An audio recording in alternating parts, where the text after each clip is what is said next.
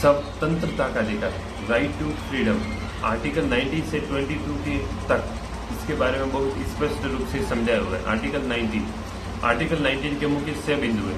बिंदु नंबर 1, अभिव्यक्ति की स्वतंत्रता, यानी कि आपको बोलने की आज़ादी। आप पूरे भारत में कहीं पर भी जाकर भाषण दे सकते हो, आपके ऊपर कोई रोक टोक नहीं है। बिंदु नंबर 2, आप पूरे भारत में बिना हथियार के कहीं पर भी एकत्रित हो सकते हो। बिंदु नंबर 3, आपको नया एक संघ या यूनिट बनाने का अधिकार है। आप जैसे आरएसएस हो गया, बजरंग दल हो गया, ऐसे आपको यदि नया कोई बनाना रहे तो आप बना सकते हो, आपको इसका पूरा अधिकार है। उसके बाद है, आपको पूरे भारत में कहीं पर भी घूमने का अधिकार है।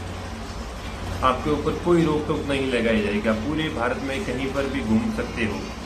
उसके बाद है, पूरे भारत में आप कहीं पर भी निवास कर सकते हो, यानी कि आप पूरे भारत में कहीं पर भी कभी भी निवास कर सकते हो। आपको कोई वहां से नहीं निकाल सकता, आराम से निवास कर सकते हो। इसके बाद है व्यवसाय, यानी कि बिजनेस करने का सब बिजनेस करने की सब आज़ादी। आप पूरे भारत में कहीं पर भी अपना व्यवसाय कर सकते हो, आपके ऊपर कोई रोक टोक नहीं लगाई जाएगी, गवर्नमेंट देख लेगी उसको। कहीं पर भी आप अपना व्यवसाय कर सकते हो और खुशी से रह सकते हो। और आर्टिकल 19 को कॉन्स्टिट्यूशन का बैकबोन भी कहा जाता है। अब आर्टिकल 20, दो सिद्धि के संबंध में संरक्षण, यानी कि अपराधों के लिए दो सिद्धि के संबंध में संरक्षण, प्रोटेक्शन फ्रॉम कन्विक्शन। इसमें मुख्य रूप से 3 बिंदु है। बिंदु नंबर 1, यदि आपने कोई अपराध आज किया है तो उसकी सजा आपको आज के कानून के हिसाब से होगी, ना कि आने वाले कानून के हिसाब से। बिंदु नंबर 2, एक अपराध की एक ही सजा, यानी आपने कोई भी एक अपराध कर लिया है, उसकी सजा आपको एक बार मिल चुकी है, तो उसी अपराध के लिए आपको दोबारा दंडित नहीं किया जाएगा।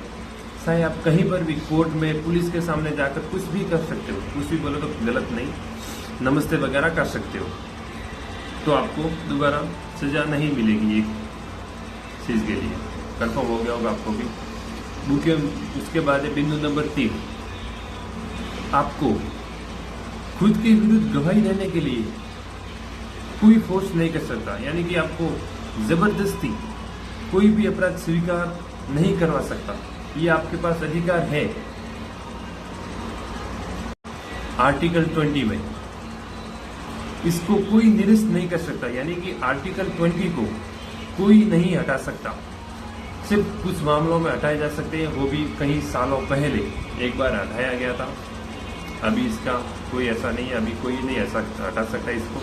आपके अधिकार आपको जरूर मिलेंगे। उसके बाद है आर्टिकल 21, जीवन और व्यक्तिगत स्वतंत्रता का अधिकार। इसमें मुख्य रूप से 2 बिंदु है। पहला है प्राण एवं दैहिक स्वतंत्रता, यानी कि पर्सनल लिबर्टी। बिंदु नंबर 2, निजता, यानी कि प्राइवेसी का अधिकार। अब अपन पहले चर्चा करेंगे बिंदु नंबर 1 के बारे में, यानी कि प्राण एवं दैहिक स्वतंत्रता, पर्सनल लिबर्टी। अब प्राण के बारे में आपको अगर बताऊं तो आप किसी भी व्यक्ति के प्राण नहीं ले सकते, जबकि आपको अपने प्राण लेने का भी अधिकार नहीं है।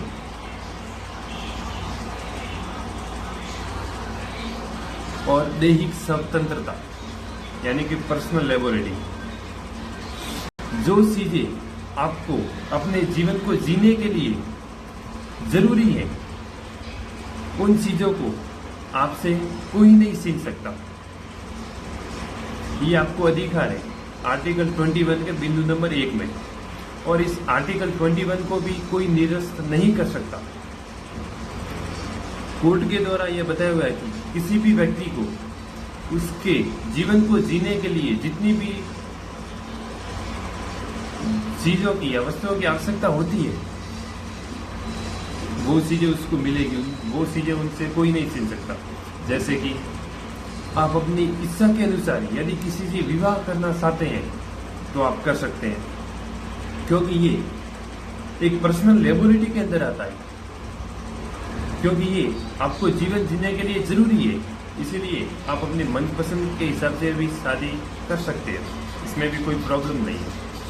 इस फिर है बिंदु नंबर 2, निजता यानी कि प्राइवेसी का अधिकार। इसमें यह है कि आपकी जितनी भी प्राइवेसी है वो आप किसी को भी नहीं बताओगे तो चलेगा। यदि कहीं पर भी ऐसा न हो, अगर कोई पुलिस वाला आकर आपके मोबाइल का पासवर्ड या आपकी कुछ प्राइवेसी जो सिर्फ आपको ही बताए वो आपसे अगर बुलवाना चाहिए तो नहीं बुलवा सकता, आप उसको डायरेक्टली मना कर सकते हो, ये आपके पास राइट्स है।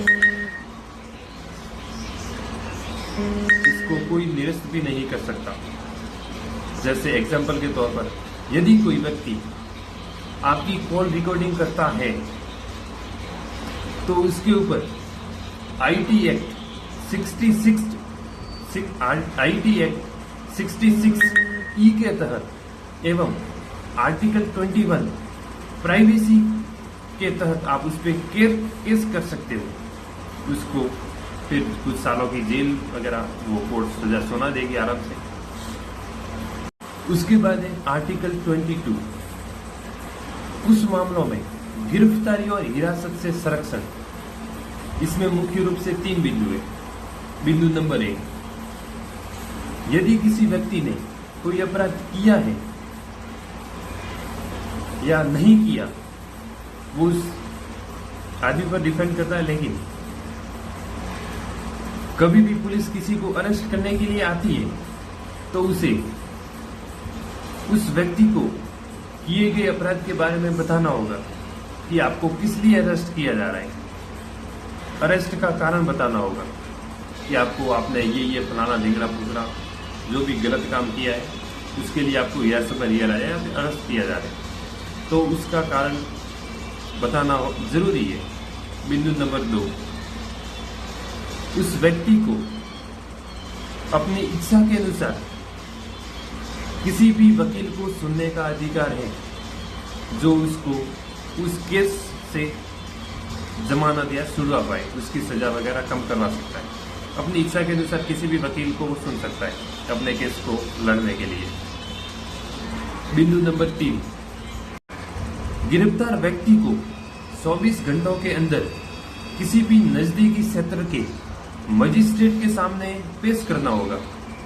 जैसे एग्जाम्पल के तौर पर किसी व्यक्ति को पुलिस ने अरेस्ट कर लिया, अपनी हिरासत में ले लिया है, तो उसे 24 घंटों के अंदर उसे किसी भी मजिस्ट्रेट के सामने, कोर्ट के सामने पेश करना होगा।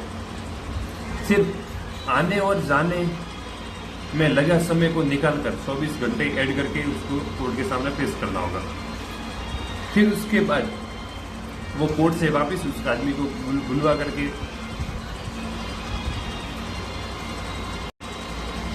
उस केस के बारे में जानकारी जुटा सकती है, वो एक अलग मैटर है, लेकिन ये भी एक मुख्य बातें हैं। अगर वीडियो आपको अच्छा लगा हो तो लाइक, शेयर एंड सब्सक्राइब जरूर करें। जय हिंद, जय भारत।